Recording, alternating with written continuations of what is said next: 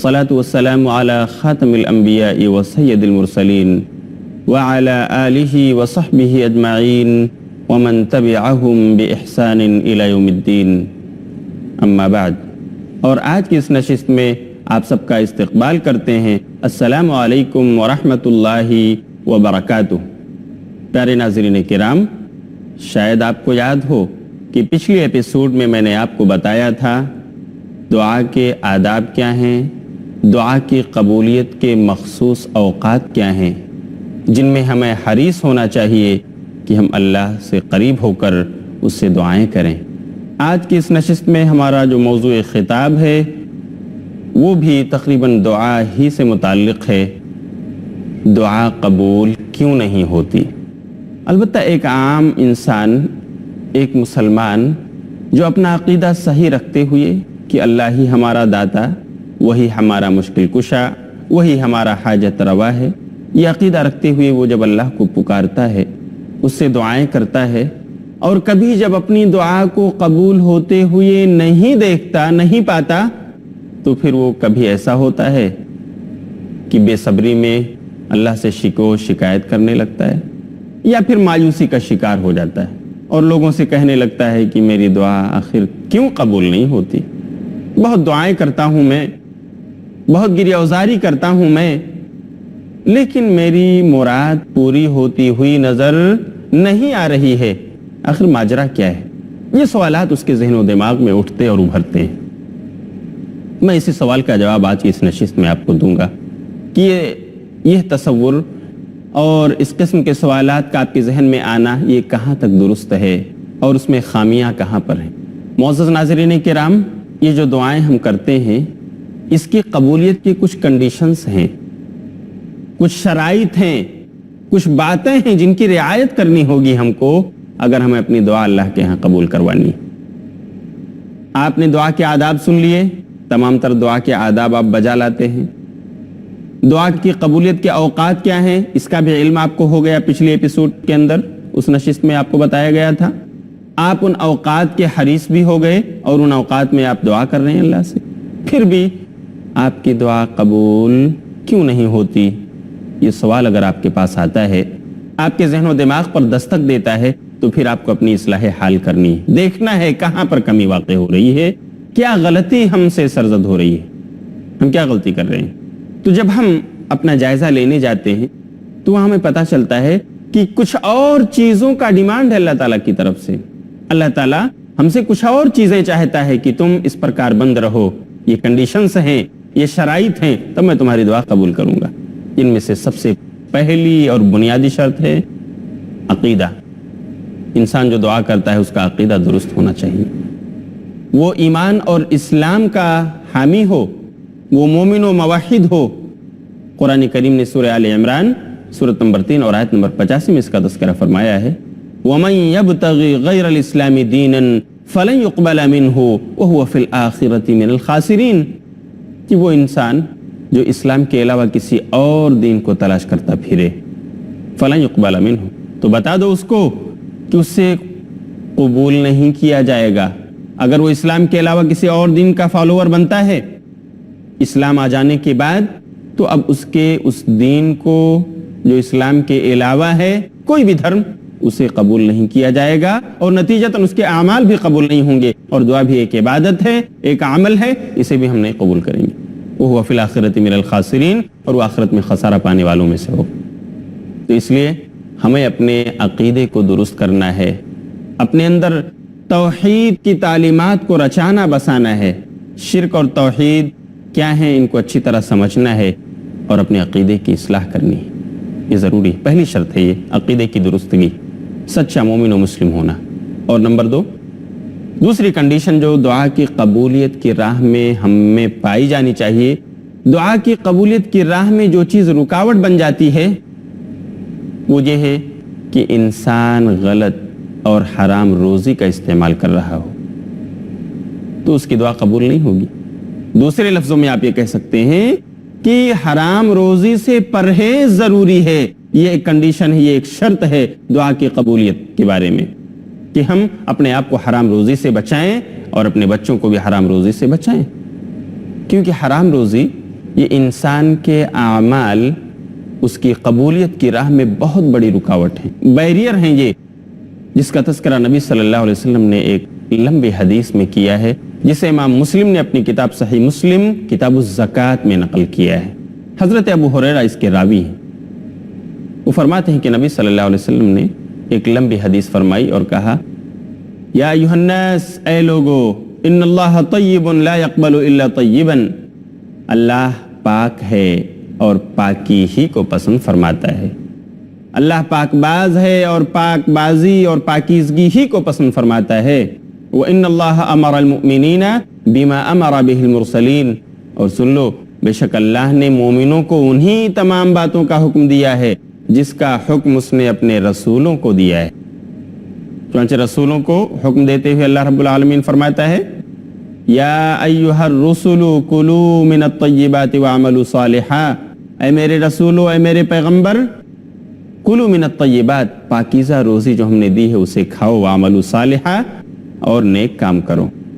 اسی کا حکم اللہ نے مومنوں کو بھی دیا، جیسا کہ سورہ بقرہ آیت نمبر 173 میں مذکور ہے، یا ایھا الذین آمنوا کلوا من طیبات ما رزقناکم، اے وہ لوگو جو ایمان لائے ہو، اس روزی سے کھاؤ، اس پاکیزہ روزی سے کھاؤ جو ہم نے تم کو دیا ہے۔ من طیبات ما رزقناکم، طیبات پاکیزہ چیزیں، حلال چیزیں، حرام نہیں۔ پھر اللہ کے رسول نے اسی حدیث میں ایک آدمی کا ذکر فرمایا جو ایک لمبے سفر پر جاتا ہے، اشعث اغبرا، اس کے بال پراگندہ ہو جاتے ہیں، اس کا جسم غبار آلود ہو جاتا ہے، اس کے کپڑے میلے کچیلے ہو جاتے ہیں دھول اڑنے کی وجہ سے، لمبے سفر پہ جاتا ہے، یمد یدیہ الی السماء، اور حالت سفر میں وہ اپنے ہاتھوں کو اٹھا کر دعا کرتا ہے، اس لیے کہ سفر میں دعا قبول ہوتی ہے، جیسا کہ میں نے آپ کو بتایا دعا کی قبولیت کے اوقات جو ہیں ان میں سے ایک یہ بھی آپ سفر کے وقت ہوں، تو وہ مسافر اپنے ہاتھوں کو اللہ کی طرف اٹھاتا اور دعا کرتا ہے۔ وَمَطْعَمُهُ حَرَامٌ، لیکن حال یہ ہے کہ اس کا کھانا حرام، وَمَشْرَبُهُ حَرَامٌ، حال یہ ہے کہ اس کا پینا حرام، وَمَلْبَسُهُ حَرَامٌ، بلکہ اس کا پہناوا بھی حرام ہے، وَغُزِّيَ بِالْحَرَامِ، حالت یہاں تک پہنچ گئی ہے کہ حرام ہی روزی سے اس کی پرورش ہوئی ہے، حرامی روزی سے وہ پلا بڑھا ہے، فَأَنَّ يُسْتَجَابُ لِذَلِكَ، تو پھر اللہ کہاں سے قبول فرمائے اس کی دعا؟ آخر کیسے قبول فرمائے اللہ اس کی دعا اور اسے کیسے نوازے؟ امام مسلم نے کتاب الزکوٰۃ میں نقل کیا ہے اس کو۔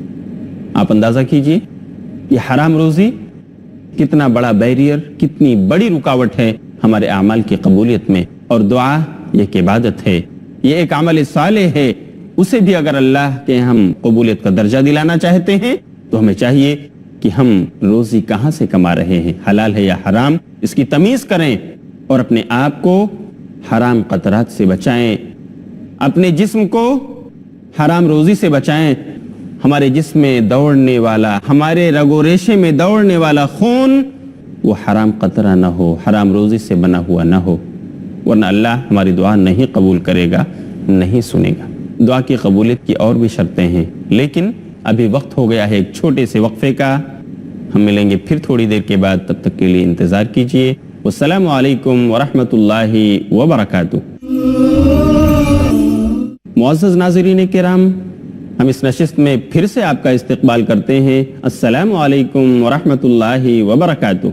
میں آپ کو بتا رہا تھا کہ دعا قبول کیوں نہیں ہوتی، اس کی شرائط کیا ہیں، وہ کون سے اوصاف ہیں جنہیں اپنے اندر ہمیں پیدا کرنا چاہیے، جن کا تقاضا اللہ رب العالمین اور اس کی شریعت، یعنی ہم سے اسلام اس کا تقاضا جس کا کر رہا ہے، وہ کون سے اوصاف ہیں، اور کون سی وہ چیزیں ہیں جن سے ہمیں بچنا چاہیے، وہ ہماری دعا کی راہ میں رکاوٹ بن سکتی ہیں۔ تو ان میں سے ایک چیز میں نے آپ کو بتایا کہ ہمارا عقیدہ درست ہونا چاہیے، سچے مومن و موحد ہوں ہم۔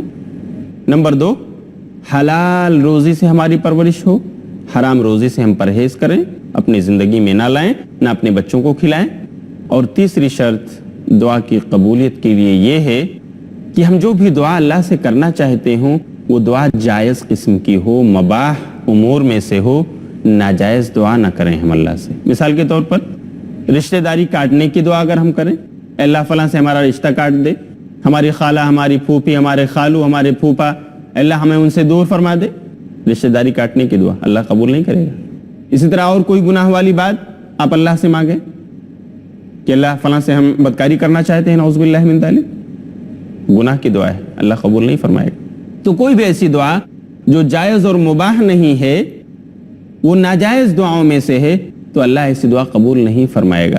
آپ یہ دعا کرنے جائیں کہ اللہ میں فلاں کو قتل کرنا چاہتا ہوں، مجھے قتل کرنے کی توفیق دے، اللہ نہیں قبول فرمائے گا۔ یہ غلط دعا آپ کر رہے ہیں، نامناسب دعا ہے جو آپ کی زبان سے نکل رہی ہے۔ اس لیے جو آپ دعا کرنے چلیں تو آپ اسے پرکھ لیں، جانچ لیں وہ دعا کون سی ہے، جائز اور مباح دعاؤں میں سے ہے یا ناجائز۔ تو اگر آپ جائز دعائیں کریں گے اللہ ضرور سنے گا۔ اس کا ذکر نبی صلی اللہ علیہ وسلم نے ایک حدیث میں فرمایا ہے، جس کو امام مسلم نے کتاب الذکر والدعاء اس میں نقل فرمایا ہے۔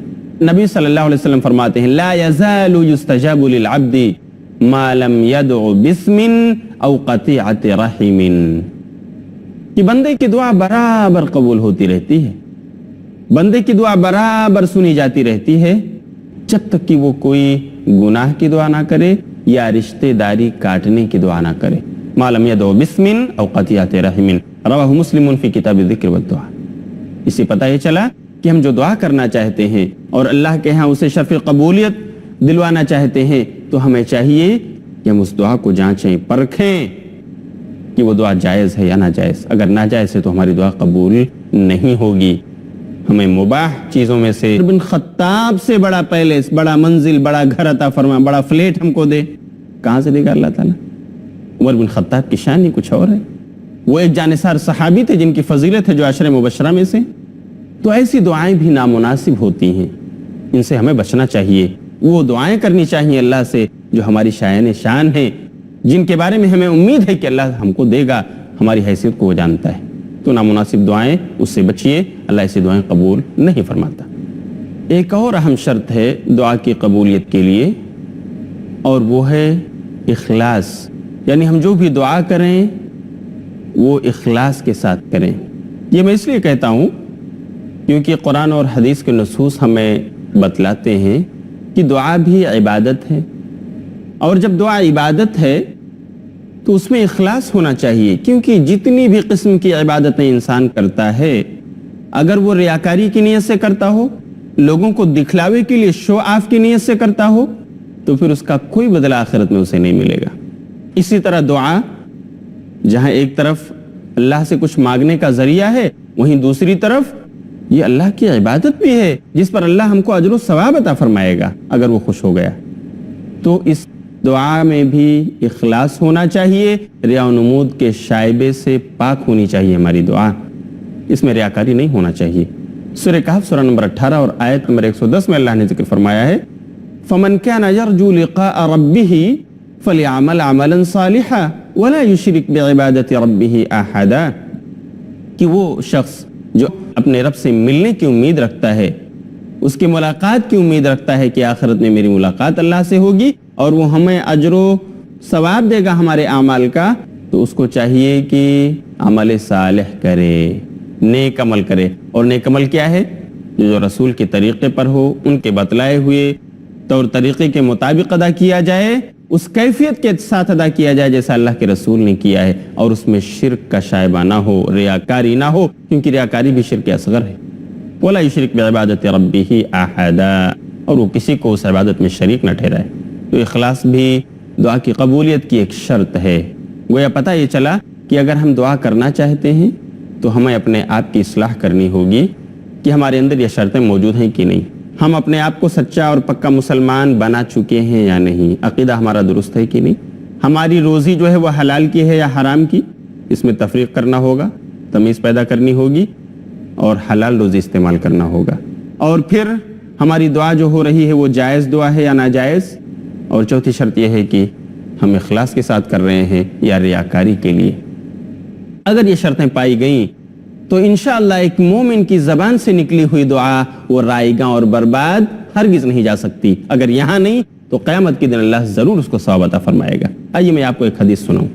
یہ شرطیں اگر آپ میں موجود ہیں اور آپ کی دعا میں بھی وہ شرط موجود ہے جو قبولیت کے لیے شرط رکھی گئی ہے، آپ کی دعا بھی قبولیت کی شرط پر پوری اترتی ہے اور آپ بھی پورا اتر رہے ہیں اور پھر اللہ سے دعا کر رہے ہیں، لیکن آپ دیکھتے ہیں کہ ہماری دعا قبول ہوتی ہوئی نظر نہیں آتی، تو پھر آپ کو مایوس نہیں ہونا چاہیے، بلکہ آپ کو اللہ سے امید رکھنا چاہیے کہ یہاں نہیں تو وہاں اللہ ضرور آپ کو دے گا۔ آپ کی یہ دعائیں آپ کے نام اعمال میں رجسٹر کی جا چکی ہیں، لکھی جا چکی ہیں، وہاں اجر و ثواب کی شکل میں آپ کو ملیں گی۔ جی ہاں، حدیث رسول میں یہ بات موجود ہے۔ ایک حدیث جسے امام احمد نے اپنی مسند میں اور امام بخاری نے اپنی ایک کتاب الادب المفرد کے اندر نقل کیا ہے، علامہ البانی نے اسے صحیح قرار دیا ہے۔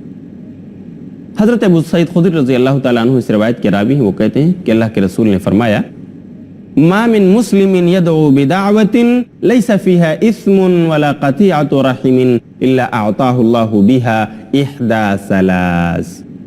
کوئی بھی مسلمان بندہ جو اللہ سے دعا کرتا ہے، اگر اس دعا میں گناہ کی بات نہ ہو اور کوئی قطع رحمی اور رشتہ داری کاٹنے کی دعا نہ ہو، تو اللہ تعالیٰ اس بندے کو 3 میں سے ایک چیز ضرور دیتا ہے، کسی بھی حال میں اس کی دعا ضائع اور برباد نہیں جاتی ہے۔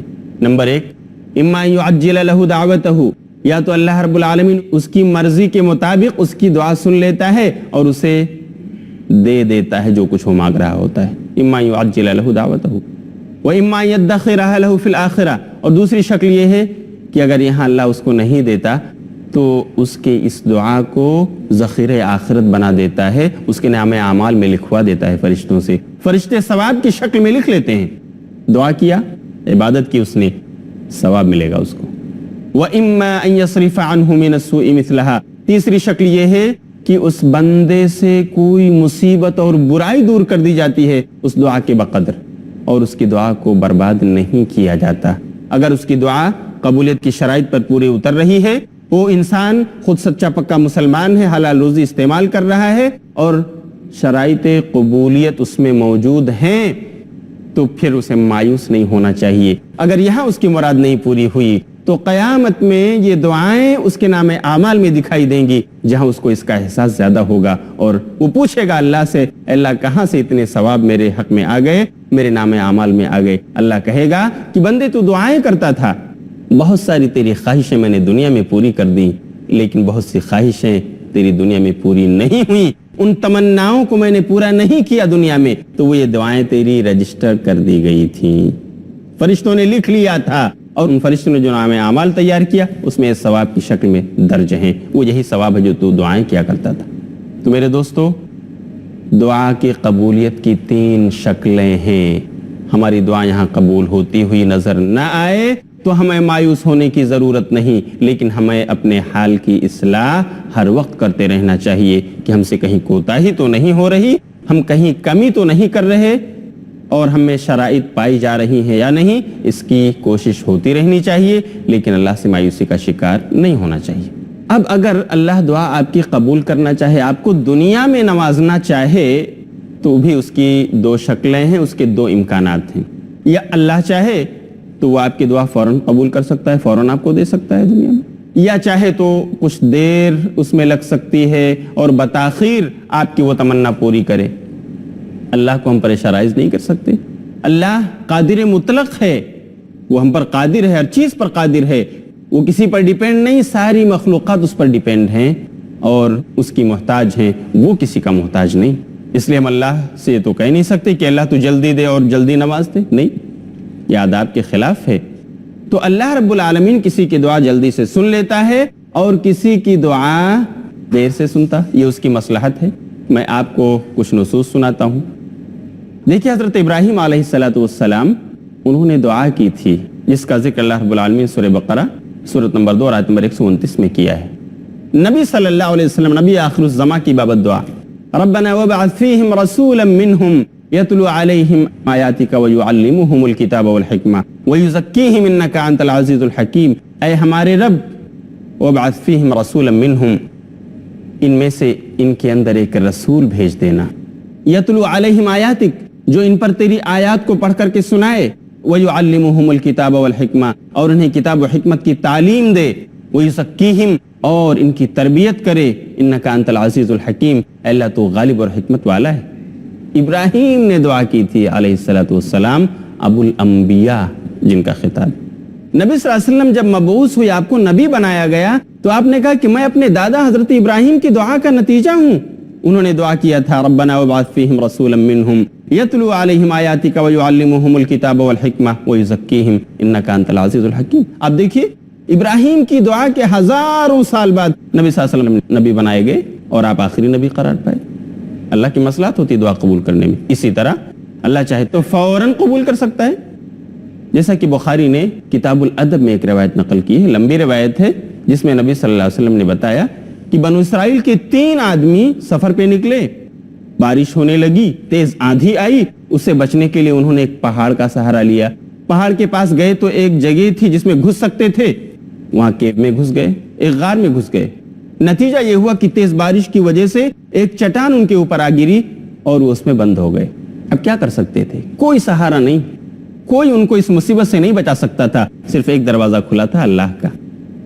اللہ ہی کو پکار سکتے تھے وہ، اور اسی کو پکارنا ہی چاہیے.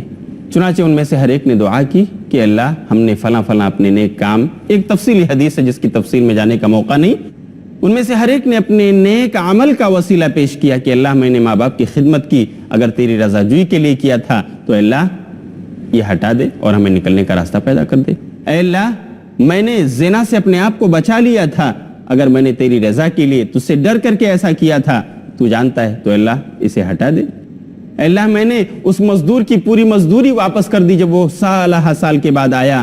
اے اللہ میں نے تیری خوشنودی اور رضامندی حاصل کرنے کے لیے اگر ایسا کیا تھا تو اے اللہ تو ہمیں نجات دے دے. چنانچہ وہ چٹان کھسک گئی اور لوگوں کو نکلنے کا راستہ پیدا ہو گیا. اللہ نے فوراً دعا قبول کر لی. تو میرے دوستو، دعا کے قبول کرنے میں بھی اللہ کی مصلحت کار فرما ہوتی ہے، اس لیے ہم کو جلد باز نہیں ہونا چاہیے. اللہ ہمیں جلدی بھی دے سکتا ہے اور دینے میں اس کو دیر بھی لگ سکتی ہے، یہ اس کی مصلحت کا تقاضا ہے.